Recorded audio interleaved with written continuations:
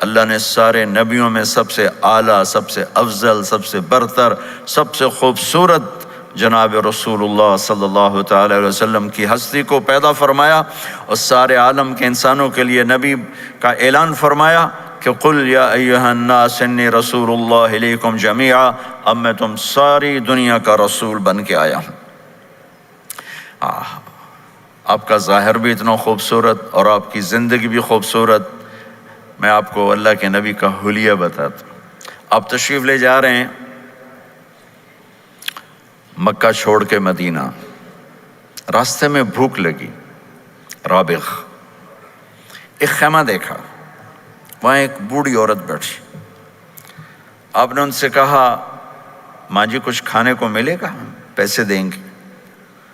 اس نے کہا بیٹا بارش نہیں ہوئی، کچھ بھی نہیں ہے، قحط ہے، کھانے کو بھی نہیں ہے، پینے کو بھی نہیں ہے۔ تو ایک بکری کھڑی تھی، بالکل کمزور، اس کے جسم پر صرف کھال تھی۔ آپ نے کہا اس بکری کا دودھ نکال لوں؟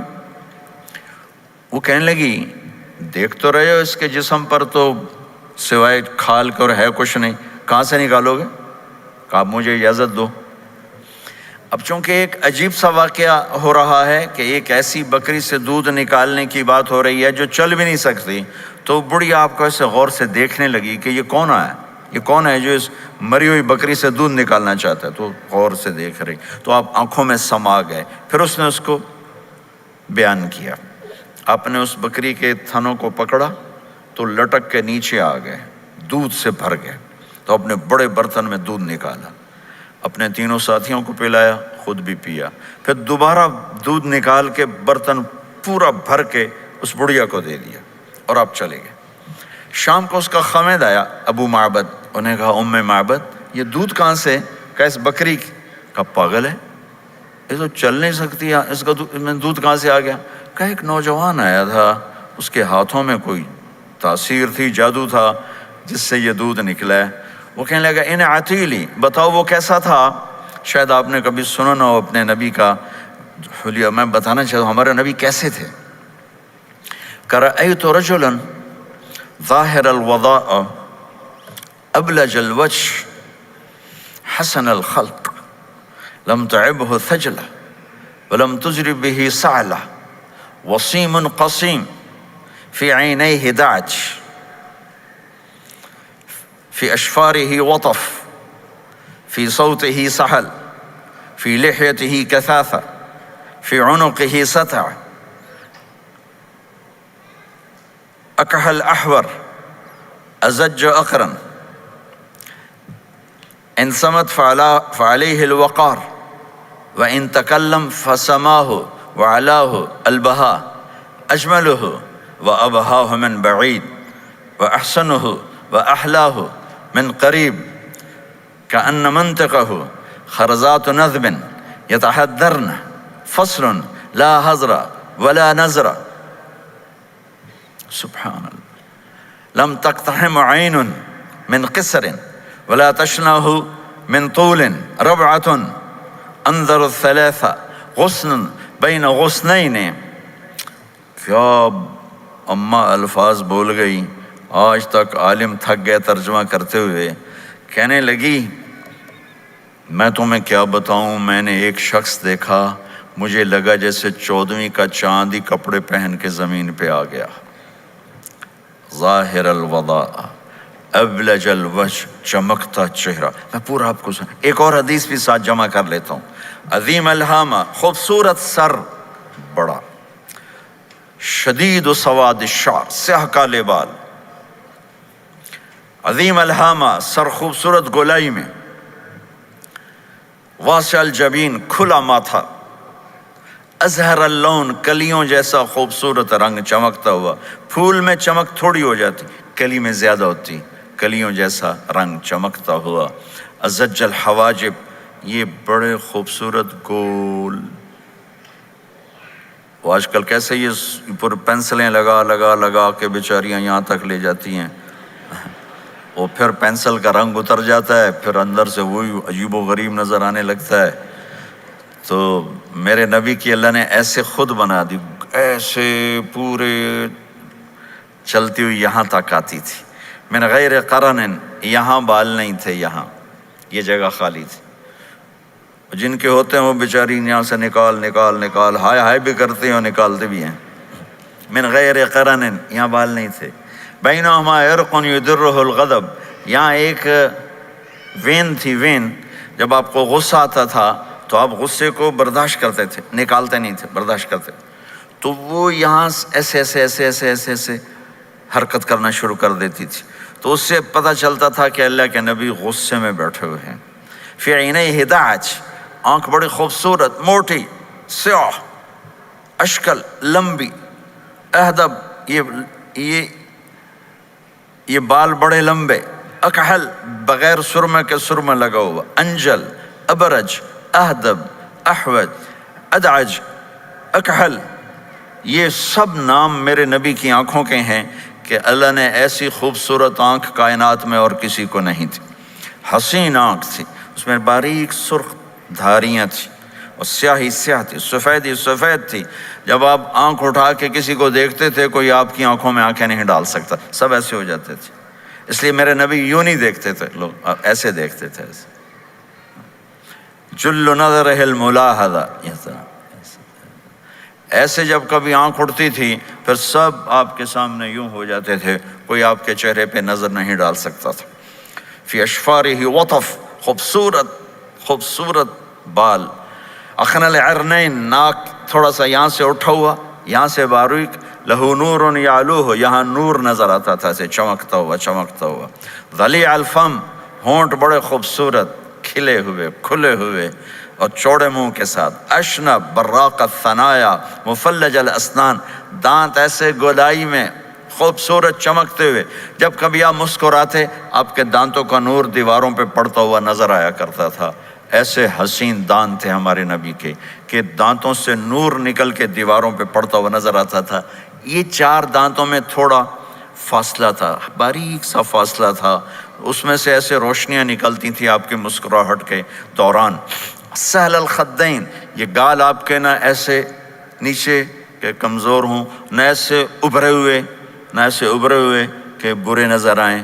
کث اللحیہ، داڑھی بڑی خوبصورت گھنی، نیم گھنگریالے، اور داڑھی میں سر میں 14 سفید بال تھے، اور ایک روایت میں 20 سفید بال تھے۔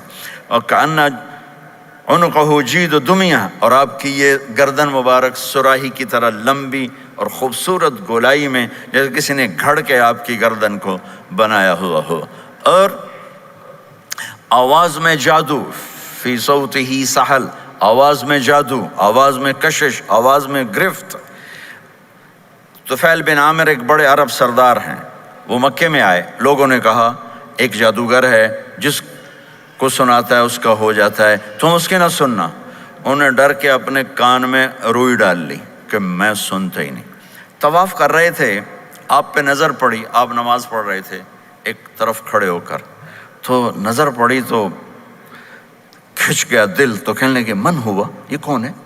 تو مکے والوں نے کہا ہوا، یہ وہی جادوگر ہے۔ تو طفیل کہنے لگے میری جی میں آیا، تو اتنا بڑا سمجھدار آدمی ہے، یہ اتنا خوبصورت انسان میرے خیال میں جادوگر نہیں ہو سکتا، میں اس کی سنتا ہوں، اگر اچھی بات ہوگی تو لے لوں گا، غلط ہوگی چھوڑ دوں گا۔ تو طواف پورا کر کے آپ کے پاس آ کے بیٹھ گیا، آپ نے سلام پھیرا، تو طفیل کہنے لگا ما تقول یا محمد، کیا کہتے ہو محمد، کچھ سناؤ۔ تو آپ نے چند جملے بولے، ان الحمد للہ احمدہ واستعینہ واؤمن بہ واتوکل علیہ من یہدہ اللہ فلا مضل لہ ومن یضللہ فلا ہادی لہ۔ تو وہ تڑپ گئے، میرے آپ کے لیے کوئی کشش نہیں ان کلمات میں ترجمہ بھی کر دوں تو کوئی کشش نہیں، لیکن وہ عرب سمجھنے والے، وہ کہنے لگا اعد فقط بلغنا قاموس البحر، ارے ذرا دوبارہ سنانا، تیرے ایک جملے نے 7 سمندر کا پانی پی لیا ہے۔ تو آپ نے دوبارہ سنایا، ان الحمد للہ احمدہ واستعینہ واؤمن بہ واتوکل علیہ من یہدہ اللہ فلا مضل لہ ومن یضللہ فلا ہادی لہ۔ تو کہنے لگا مجھے کلمہ پڑھا دے۔ آواز میں ایک کشش تھی، جو سنتا تھا وہ کھچ جاتا تھا، خوبصورت آواز۔ بعید ما بین المنکبین، چوڑی چھاتی، کھلی چھاتی، عریض الصدر چوڑا سینہ، سوا البطن والصدر سینہ اور پیٹ برابر۔ میں معذرت سے کہتا ہوں کتنے خواتین بھی مرد بھی، آپ سجے پاسے پیٹ کھبے پاسے، آپ کھبے پاس پیٹ کھبے پاسے، آپ سجے پاسے، دیکھتے ہیں وہ ادھر ہوں تو پیٹ ادھر ہو جاتا ہے، ادھر ہوں تو پیٹ ادھر ہو جاتا ہے۔ جو ہنستے میں پیٹ ہے کرتا ہے زبان سے نہیں، وہ پیٹ سے ہنستے گڑ گڑ گڑ گڑ گڑ گڑ گڑ۔ تو میرے اللہ کو انتہائی ناپسند ہے موٹا، چاہے عورت ہو چاہے مرد ہو، اور مولوی موٹا تو سب سے برا لگتا ہے۔ بھائی احتیاط سے کھاؤ، اللہ تعالیٰ نے کھانے کے لیے نہیں پیدا کیا ہے، اللہ نے کسی کام کے لیے پیدا کیا ہے، تو کھانے پینے کا وقت اللہ نے آگے رکھ دیا ہے، خوب ڈٹ کے کھا لینا، حلال بھی کھاؤ احتیاط سے بھی کھاؤ، کلو واشربوا ولا تسرفوا۔ اور اللہ تعالیٰ نے کھانے کا والتین والزیتون وطور سینین وہذا البلد الامین، اللہ نے اعلیٰ ترین غذا کی قسم اٹھائی، اور اس میں ذائقہ نہیں دیکھا، نہ انجیر کا ذائقہ ہوتا ہے اتنا اچھا، اور زیتون تو ویسے ہی کڑوا ہوتا ہے۔ تو یہ اللہ تعالیٰ سموسے پکوڑے کی قسم بھی کھا سکتا تھا، مجھے سموسے کی قسم، مجھے پکوڑے کی قسم۔ تو اللہ نے ہمیں کھانے کا سلیقہ بتایا، طریقہ بتایا کہ اپنے یہ بوفے نہ کرو، بوفے 50 چیزیں پلیٹ میں ڈال لی ہیں اور پھر لگے ہیں جانوروں کی طرح کھاتے ہی جا رہے ہیں، کھاتے ہی جا رہے ہیں، کھاتے ہی جا رہے ہیں۔ میرے نبی ایک وقت میں 1 سالن کھاتے تھے، 1 2 کبھی نہیں کھائے، 1۔ اور زندگی بھر میرے نبی نے باسی کھانا نہیں کھایا، صبح کا پکا شام نہیں کھایا، شام کا پکا صبح نہیں کھایا۔ صرف ایک دفعہ حج کے موقع پر ام ہانی حضرت علی کی بہن مکہ میں، ان کے گھر باسی روٹی کے 2-4 لقمے لیے، ورنہ صبح کا پکا ہوا شام نہیں کھاتے تھے، یا تازہ یا فاقہ، یا تازہ یا فاقہ۔ تمہاری طرح نہیں 8 دن کا پکا کے فریج میں ٹھوک دیتا ہوں، کڈی رکھو تو کھاتی رکھو۔ یہ کیا، یہ بھی کچھ نہیں، 8 دن کا پکا کے کٹھا ہی ٹھوک دیا اندر۔ اب نکال کے بیگم اپنے ٹائم پہ گرم کر کے کھا رہی، میاں صاحب اپنے ٹائم پہ گرم کر کے کھا رہے ہیں، اب پہ برتن صاف کیتی جاندے ہیں، اب پہ کینیڈا، تو پتہ نہیں کیا پڑا کینیڈا۔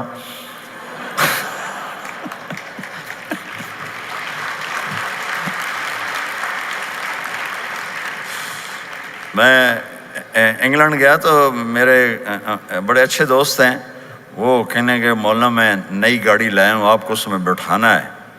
کہ اچھا کتنے کی؟ کہنے کا 2.5 لاکھ پاؤنڈ کی ہے، 2.5 لاکھ پاؤنڈ کی۔ میں نے کہا اس کا ڈرائیور کون ہے؟ کہا جی ڈرائیور تو ہم خود ہی ہوتے ہیں۔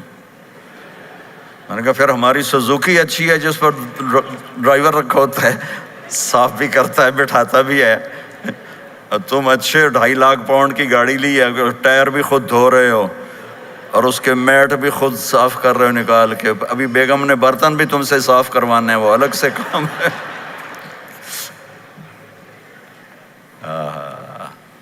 میرے نبی سوا البطن والصدر، میرے نبی کا سینہ اور پیٹ برابر تھا، سبط القص، بالکل ایسے سیدھا قد، بالکل۔ اور کبھی زندگی بھر پیٹ بھر کے کھانا نہیں کھایا، صبح کھایا شام نہیں کھایا، شام کھایا صبح نہیں کھایا، جان بوجھ کے، اور جب کھایا تو چند لقمے۔ دقیق المسربہ، یہاں بالوں کا تار تھا جو ناف پہ آ کے ختم ہوتا تھا، باقی سارا جسم انور المتجرد، چمکتا ہوا جسم تھا، چمکتا ہوا۔ راہ بر راہ، یہ ہتھیلی کشادہ، شسن الکفین والقدمین، یہ جگہ اور پاؤں کی یہ جگہ، اس پر گوشت خوبصورت، مسیح القدمین، اس طرح تھا کہ یہ رگیں نظر نہیں آتی تھی، اور جو حصہ آپ کا کپڑوں سے باہر نظر آتا وہ نور چمکتا نظر آتا تھا۔ اور اذا زال قلعا، آپ پورا قدم اٹھا کے رکھتے تھے، یہ ایسے نہیں چلتے تھے ایسے، بلکہ آپ پورا ایسے قدم اٹھاتے تھے پورا۔ اور یقارب الخطا، قدم چھوٹا چال میں تیزی، ایسے لمبے قدم نہیں اٹھاتے تھے، چھوٹا قدم لیکن اس میں تیزی بہت۔ یمشی تکفین، ذرا کندھے جھکا کے چلتے تھے، اکڑ کے زندگی بھر نہیں چلے، ہمیشہ یوں چلتے تھے، تھوڑی گردن بھی جھکی ہوئی، تھوڑے کندھے بھی جھکے ہوئے، اور عاجزی، اور ہمیشہ سلام میں پہل فرماتے تھے، جس کو بھی ملتے تھے سلام میں پہل ہوتی تھی، اور اتنے عالی اخلاق تھے، کبھی کسی کو یوں کر کے نہیں بلایا، ہمیشہ یوں کر کے اشارہ کر کے، پورے ہاتھ کا اشارہ کر کے بلایا۔ اور جب کبھی آپ کو دائیں بائیں سے کوئی بلاتا یا رسول اللہ، تو اب یوں نہیں کرتے تھے، میں یوں کھڑا ہوں، مجھے فوزان کہتا ہے مولانا صاحب تو میں اتنا ہی کروں گا، جی فرمائیے کیا کہنا ہے۔ کوئی ادھر سے ہوگا تو میں کہوں گا ہاں جی بولو کیا کہنا ہے۔ پر اپنے نبی کے اخلاق دیکھو، یہاں سے کسی نے آپ کو بولا یا رسول اللہ تو آپ یوں نہیں کرتے تھے، آپ یوں کرتے تھے، جی فرمائیے، پورا اس کو سینہ دیتے تھے۔ کوئی ادھر سے بولا تھا یا رسول اللہ تو آپ یوں نہیں کرتے تھے، آپ پورا ایسے مڑتے تھے، پھر کہتے تھے جی فرمائیے، پورا سینہ دیتے تھے اس کو۔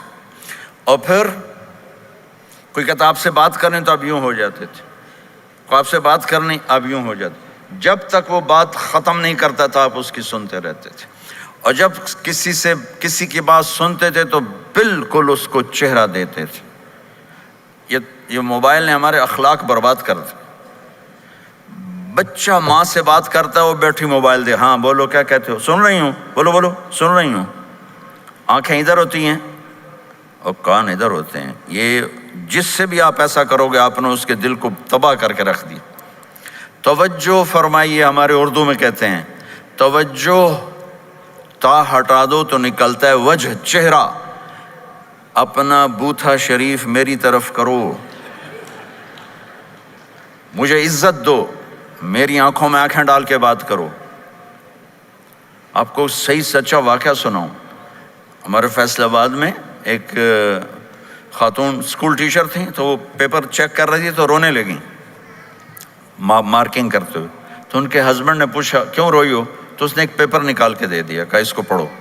تو اس میں ایک سوال تھا کہ بچوں سے کہ آپ کیا بننا چاہتے ہیں، تو بچے نے لکھا تھا میں اسمارٹ فون بننا چاہتا ہوں، کہ میں دیکھتا ہوں کہ میری ماں اور میرے جو فادر ہیں وہ مجھے اتنا توجہ نہیں دیتے جتنا اپنے فون کو توجہ دیتے ہیں۔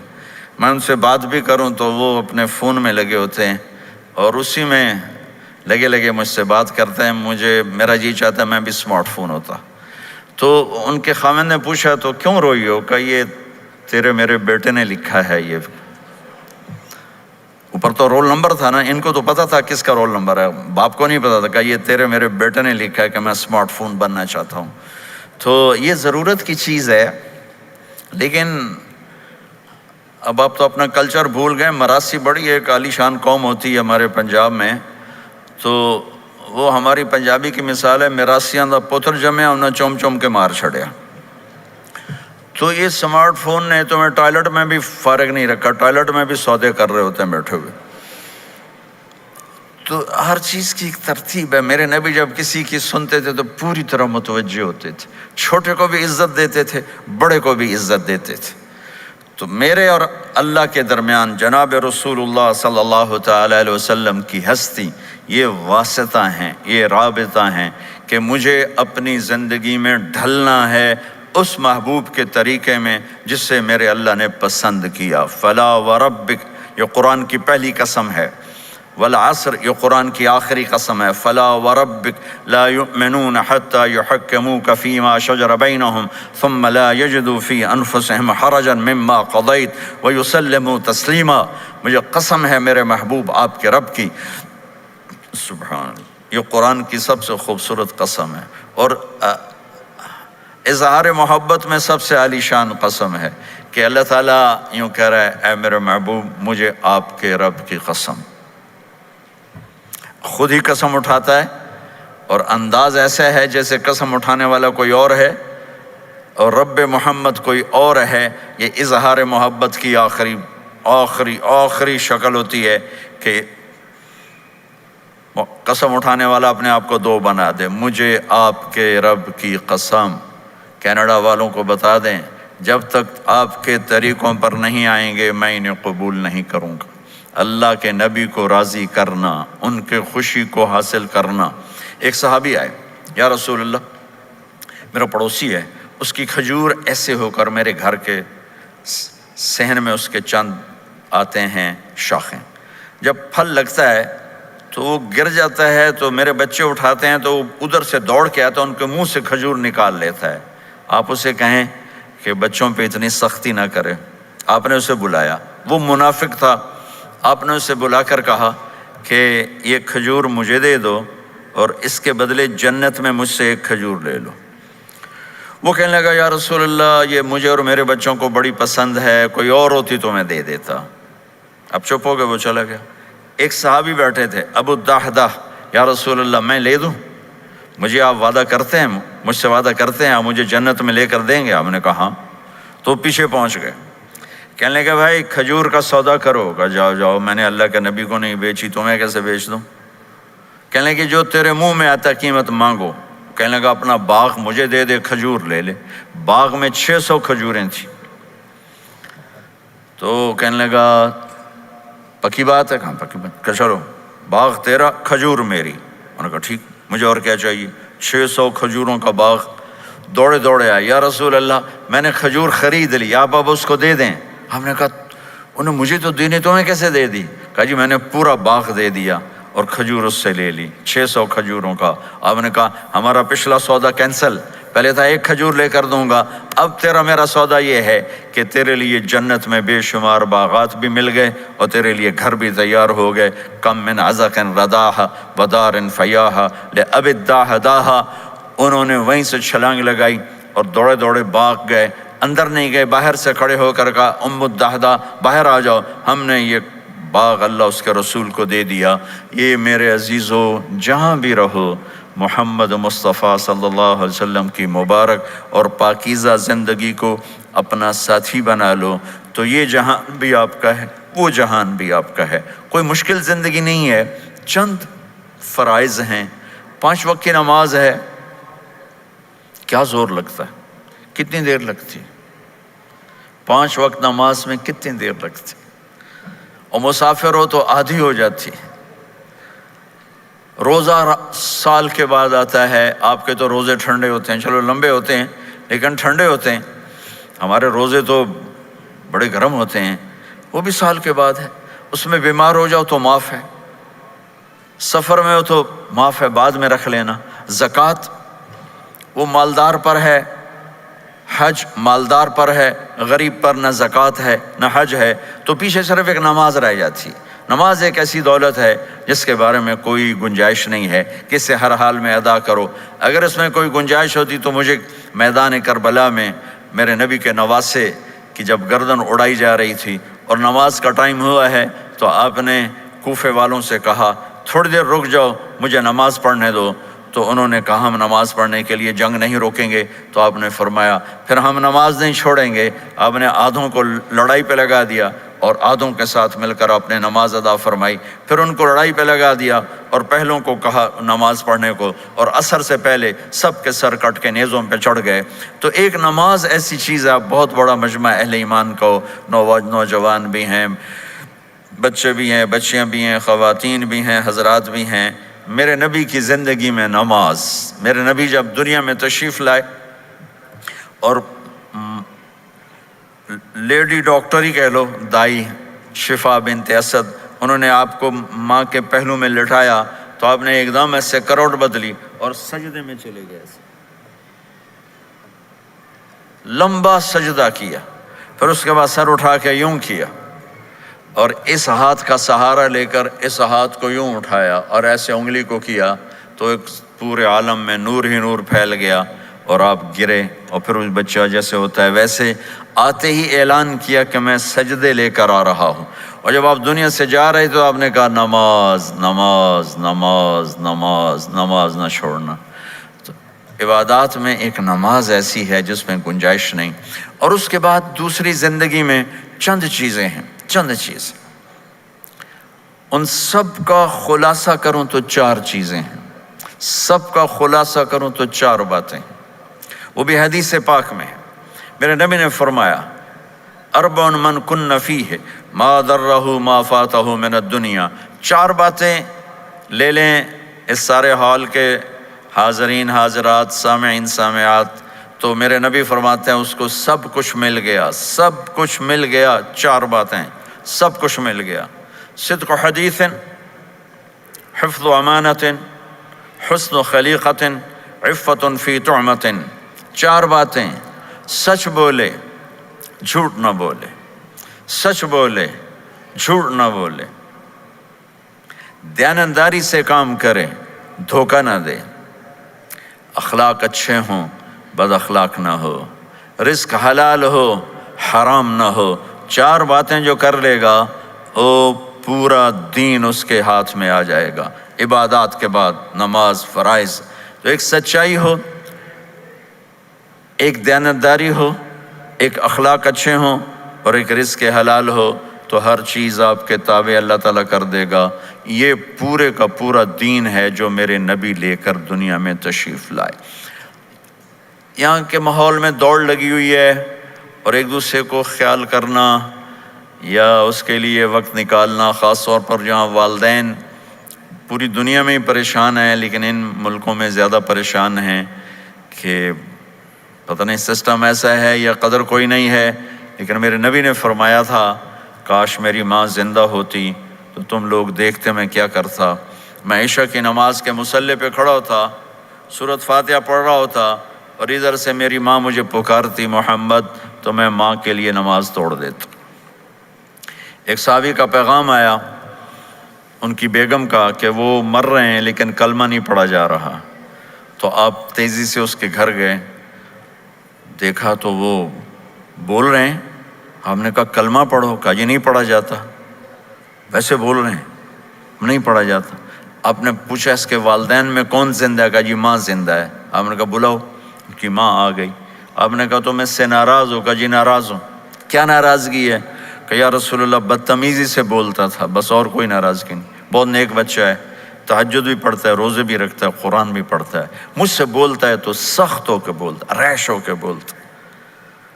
تو آپ نے کہا معاف کرتی ہو؟ کہا نہیں میں نہیں معاف کرتا۔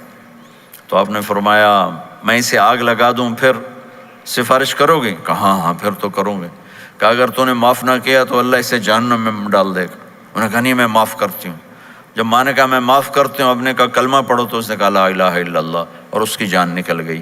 پھر آپ نے ان کا جنازہ پڑھایا اور فرمایا کہ جس نے ماں باپ کو دکھ دیا اس پہ اللہ کی لعنت، اس پہ زمین آسمان کی لعنت، ان کی نہ نماز قبول ہے، نہ روزہ قبول ہے، نہ صدقہ قبول ہے۔ تو مجھے آپ اکثر نوجوان نظر آ رہے ہیں، آپ فیملیز والے ہیں، اپنے ماں باپ کو عزت دیں، اپنے ماں باپ کے پاؤں دھو کر پئیں، ان کی دعا لے لیں، وہ دعا آپ کو کہاں سے کہاں پہنچا دے گی۔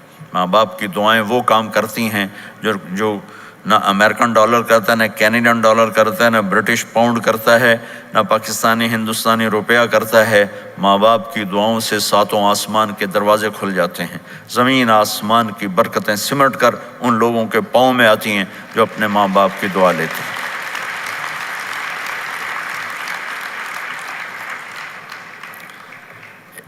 ایک دفعہ موسیٰ علیہ السلام نے کہا یا اللہ میرا جنت کا ساتھی کون ہے؟ تو اللہ تعالیٰ نے فرمایا کہ وہ جو فلاں آدمی گوشت بیچنے والا، اس کو ہم قصاب کہتے ہیں، قصائی، یہ کوئی اتنا بڑا معزز پیشہ نہیں ہوتا۔ تو موسیٰ علیہ السلام بڑے حیران ہوئے کہ میرا ساتھی گوشت بیچنے والا، تو اس کو دیکھنے چلے گئے۔ دیکھا تو ایک عام آدمی جیسے گوشت بیچ رہا ہے، ایسے ہی سارے بازار میں بیٹھا ہوا، دوسرے بھی بیٹھے ہوئے۔ جب شام ہوئی اس نے تھیلے میں گوشت کا ٹکڑا ڈالا اور گھر گیا، تو موسیٰ علیہ السلام بھی ساتھ گئے۔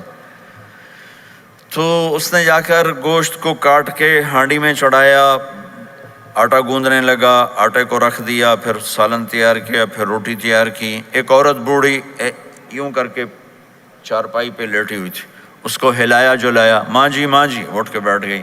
تو اس کو ہاتھ کا سہارا دے کے کھانا کھلایا، اپنے ہاتھوں سے کھلایا، کھلاتا رہا۔ جب اس نے کہا بس، تو اس نے اس کا منہ صاف کیا، کلی کرائی۔ جب وہ لیٹنے لگی تو کچھ بولی، تو موسیٰ علیہ السلام دور کھڑے تھے، سمجھے نہیں کہ یہ کیا بول رہی۔ تو موسیٰ علیہ السلام نے پوچھا یہ کیا کہہ رہی تھی؟ وہ کہنے لگا حضور کیا بتاؤں کیا کہہ رہی تھی، جب بھی اس کی خدمت کرتا ہوں تو یہ مجھے دعا دیتی ہے کہ اللہ تجھے جنت میں موسیٰ کا ساتھی بنائے۔ تو میں تو غریب کسائی ہوں، موسیٰ تو بہت بڑا نبی ہے۔ تو موسیٰ علیہ السلام نے فرمایا تیری ماں نے تیرا کام کر دیا ہے، تیری ماں نے تیرا کام کر دیا ہے۔ میرے عزیزو، ممکن ہے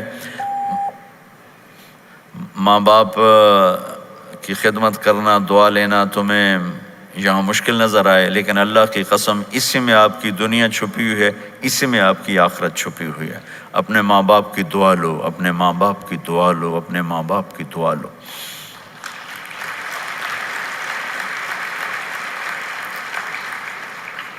دوسرا رشتہ ہے یہاں خاوند اور بیوی کا۔ پورے ویسٹ میں طلاقیں بہت زیادہ ہو گئی ہیں، بہت زیادہ طلاق کی ریشو بڑھ گئی ہے۔ یہ سب سے خوبصورت رشتہ ہے، سب سے عالی شان رشتہ ہے، اور اللہ کے نبی نے فرمایا سب سے بہترین انسان وہ ہے جو بیوی کے ساتھ اچھا سلوک کرتا ہو۔ اور آپ کو ایک عجب حدیث سناؤں، سب سے پہلے جو چیز قیامت کے دن میری نیکیوں اور برائیوں کو تولنے کے لیے جب اللہ ترازو لگائے گا تو سب سے پہلے جو چیز تولنے میں رکھی جائے گی وہ میرا بیوی کے ساتھ سلوک تولا جائے گا، اور بیوی کا خاوند کے ساتھ سلوک تولا جائے گا۔ یہ وہ رشتہ ہے جس کو سب سے پہلے جنت میں بنیاد رکھی گئی۔ اللہ نے آدم اور حوا کا نکاح پڑھا کر انہیں خاوند اور بیوی کے رشتے میں جوڑا، اور یہی رشتہ جنت میں جا کے آخر میں بھی یہی رشتہ ہے، وہ خاوند اور بیوی کا رشتہ ہے۔ میرے نبی نے 11 شادیاں کی، اللہ کی قسم صرف ہمیں زندگی سمجھانے کے لیے کی کہ گھر میں زندگی کیسے گزاری جاتی ہے۔ نماز کے لیے ایک لوٹا پانی چاہیے، 10 منٹ چاہیے، لیکن گھر میں اچھے اخلاق کے لیے بہت بڑا ظرف چاہیے۔ بیوی کے اخلاق ہوں خاوند کے لیے، خاوند کے اخلاق ہوں بیوی کے لیے۔ یہ اتنا خوبصورت رشتہ ہے، اتنا بنیادی رشتہ ہے کہ تمام رشتے اس کے سامنے چھوٹے پڑ جاتے ہیں۔ ہمارا عام طور پہ جوائنٹ فیملی سسٹم ہے، ہم اپنے اس رشتے کو بچائیں باقی رشتوں کی زیادتی سے۔ والدین سختی کریں تو اپنی بیوی کو بچاؤ، بیوی سختی کرے تو اپنے والدین کو بچاؤ، بیچ میں تم ایک ترازو کا کام کرو۔ ہم اپنے گھر کو خوبصورت بنانا چاہتے ہیں تو جو ڈالر سے نہیں خوبصورت ہوگا، یہ آپ کے اخلاق سے خوبصورت ہوگا۔